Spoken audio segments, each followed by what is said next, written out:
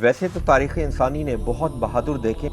لیکن تاریخ اسلام کے افق پر ایک ایسا ستارہ بھی نمودار ہوا جو اکیلا ہی لشکر کے برابر تھا، ایک ایسا شخص جو پیدل ہو کر بھی گھوڑوں کو پیچھے چھوڑ دیتا تھا اور جس کی بہادری کی گواہی خود زبان رسالت صلی اللہ علیہ وسلم نے دی۔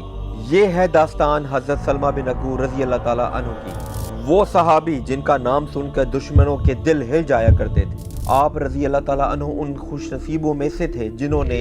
ہجرت کے وقت جب مسلمان مکہ سے مدینہ ہجرت کر کے جا رہے تھے، نہ ہی صرف اپنے گھر والوں کی قربانی دی بلکہ اپنی مال و دولت کو بھی چھوڑ دیا، اور اس حالت میں مدینہ منورہ پہنچے کہ غربت کے علاوہ کچھ آپ کے پاس نہ تھا۔ اب وقت آیا سن 6 ہجری کا، یہ تھا موقع صلح حدیبیہ کا، مسلمانوں کی اسلامی تاریخ کا ایک بہت ہی امپورٹنٹ چیپٹر۔ یہ وہ وقت تھا کہ جب مسلمانوں نے موت کے اوپر آپ صلی اللہ علیہ وسلم کے ساتھ بیعت کی۔ اس مشکل وقت میں بھی اللہ کے رسول صلی اللہ علیہ وسلم کا یہ صحابی وہاں پر موجود تھا، اور عالم تو یہ تھا کہ آپ رضی اللہ تعالیٰ عنہ نے ایک ہی مجلس میں 3 دفعہ بیعت کی۔ جب آپ صلی اللہ علیہ وسلم نے اس موقع پہ پوچھا کہ سلمہ آپ دوبارہ بیعت نہیں کریں گے، تو آپ رضی اللہ تعالیٰ عنہ نے فرمایا کہ اللہ کے رسول میں آلریڈی 2 مرتبہ بیعت کر چکا ہوں۔ تو آپ صلی اللہ علیہ وسلم نے فرمایا چلو تیسری بار بھی صحیح، اور یہی وہ جانثاری تھی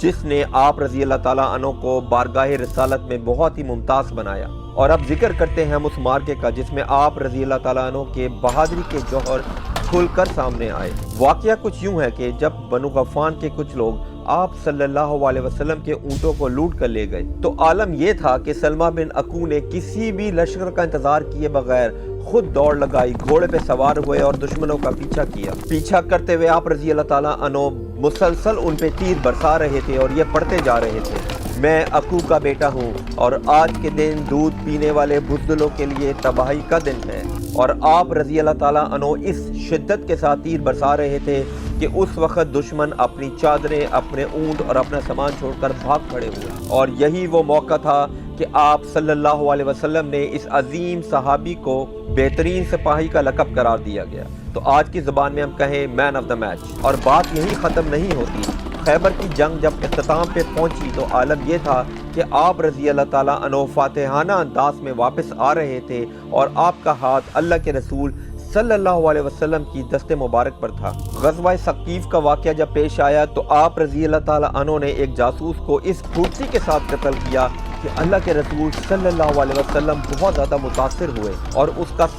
سارا جو سامان تھا وہ سلمہ بن اکو کو انعام کے طور پر دے دیا۔ تو یہ تو ہو گیا اس صحابی کی جنگی صلاحیتوں اور بہادری کے کچھ واقعات۔ تو آئیے ذرا تصویر کا دوسرا رخ بھی جاننے کی کوشش کرتے ہیں۔ یہ صحابی جہاں پر اپنی جنگی صلاحیتوں اور بہادری کی وجہ سے بہت ہی نمایاں تھے، وہاں پر یہ زہد، تقوی اور پرہیزگاری میں بھی اعلیٰ مثال رکھتے تھے۔ آپ رضی اللہ تعالیٰ عنہ سے 77 احادیث مروی ہیں جس میں سے 16 متفقہ علیہ ہیں، اور تقوی اور احتیاط کا تو یہ عالم تھا کہ بچوں کی تربیت اس نہج پہ کی کہ کوئی بھی ایسا کھیل جس میں آپ کو یہ شک ہوتا کہ کہیں اس میں کسی قسم کا جوا تو موجود نہیں، تو آپ اپنے بچوں کو ان تمام کھیلوں سے دور رکھتے تھے۔ آپ رضی اللہ تعالیٰ عنہ کی اس عظیم زندگی کا خاتمہ بھی اسی پاک شہر مدینہ منورہ میں ہوا جب سن 74 ہجری میں آپ رضی اللہ تعالیٰ عنہ نے انتقال کیا اور وہیں مدینہ میں ہی مدفون ہوئے۔ تو یہ جو سلمہ بن اکو کی کہانی ہے یہ ہمیں کیا سکھاتی ہے؟ ہمیں سب سے بڑی بات یہ سیکھنے کو ملتی ہے کہ انسان کی جسمانی طاقت سے بڑھ کر بھی ایک اور بڑی طاقت ہے،